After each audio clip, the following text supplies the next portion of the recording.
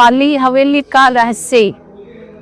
उत्तर भारत के एक छोटे से कस्बे के बाहर खेतों और पीपल के पुराने पेड़ों के बीच एक जर्जर हवेली थी। लोग उसे काली हवेली कहते थे।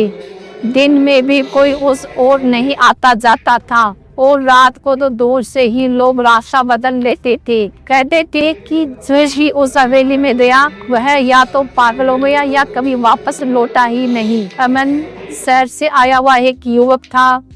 पत्रकारिता की पढ़ाई पूरी करके वह रहस्यमय कहानियों का लेख लिखता था।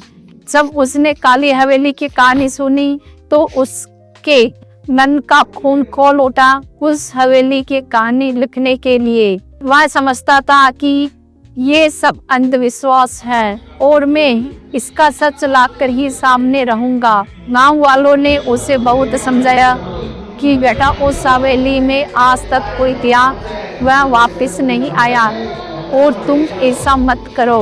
एक बूढ़ी औरत ने कांपती हुई आवाज में कहा, बेटा उस हवेली में रात को औरत के रोने की आवाज आती है और जो सुन लेगा वह बचता नहीं है। लेकिन अमन इन सब बातों पर ध्यान नहीं दिया और जब वह पहली रात से अमन शाम ढलते ही कैमरा तोड़ और बैग लेकर हवेली की ओर बढ़ा। जैसे ही वह हवेली के पास पहुंचा तो वहां से ठंडी हवा आने लगी। पेड़ों की पत्तियां बिना हवा के ही हिलने लगी। हवेली का दरवाजा अपने आप ही आवाज करने लगा और दरवाजा खुल गया। अमन जो भी बोलता